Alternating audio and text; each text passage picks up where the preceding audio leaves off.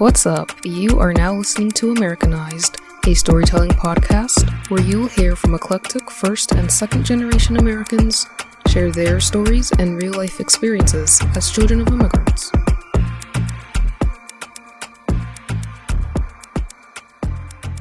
Welcome to the show. It's your host, Roslyn. It's been a hot minute, and if you're new here, welcome. If you've been here before, thank you for staying, and thank you for your patience. So, where have I been? Well, as we adults like to say, life has been lifing, and to be real, I needed to live before I could speak. 2 seasons have passed, summer and fall, since the last episode, and honestly, I've contemplated even recording again because I felt I was constantly behind on everything, on life, I guess. In my experience as a daughter of immigrants, what did I see growing up? My dad leaving for work every day, and when I say every day, I mean every single day. Vacations, time off. I think he thought he could not afford a day off, so he just went to work, no matter how much he needed a vacation or a day off. He never took one, and that's how he still is today. I respect the hustle, but I respect rest too, even more probably. My mom hustled too, though she didn't leave to go to work, the work came to her.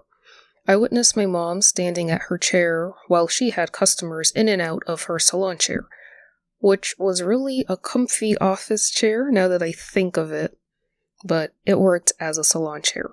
Braiding, weaving, cornrowing hair, that's what she did. She was a stay-at-home mom, but she was working at the same time.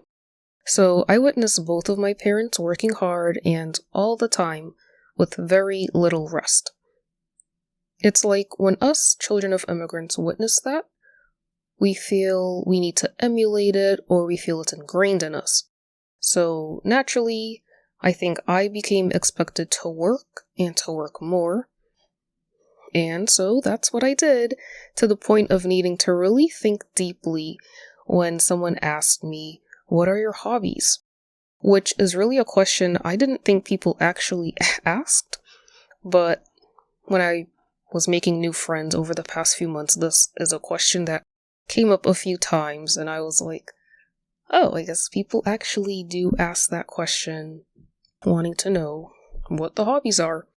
And my answer is, I have a podcast, but I haven't had the time to record anything. I've been busy with work, and honestly, that's been like a go-to sentence. I've been busy with work, busy with work, busy with work. And I'm definitely not a work is life type of person, so it's like just a terrible feeling overall. Why does rest have to be radical for immigrant households? Rest is a necessity, and in this hiatus, when life was loud and I was away from the mic, I was able to work, rest, live, recharge, and have experiences to share here with you.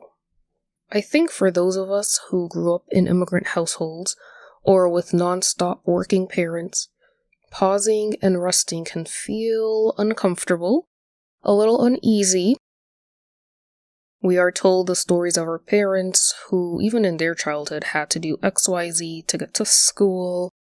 You know the stories, or do this and that at work, and just how much they do. We hear these stories, and then in turn, like, we don't want to be lazy.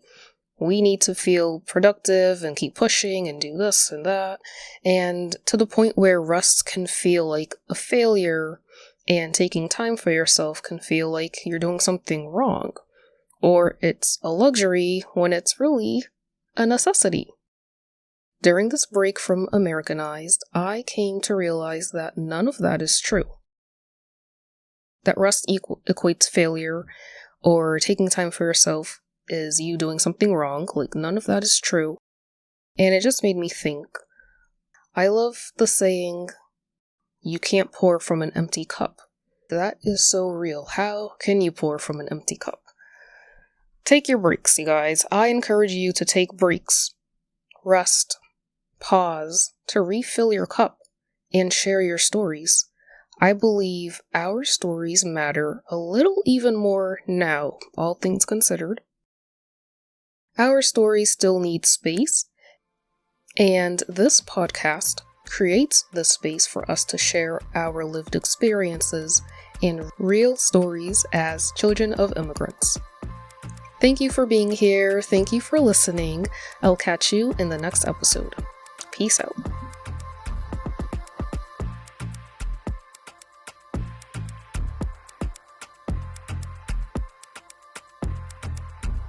All original music produced by Stubborn Soul. You can find him on all music listening platforms at STBRNSAL.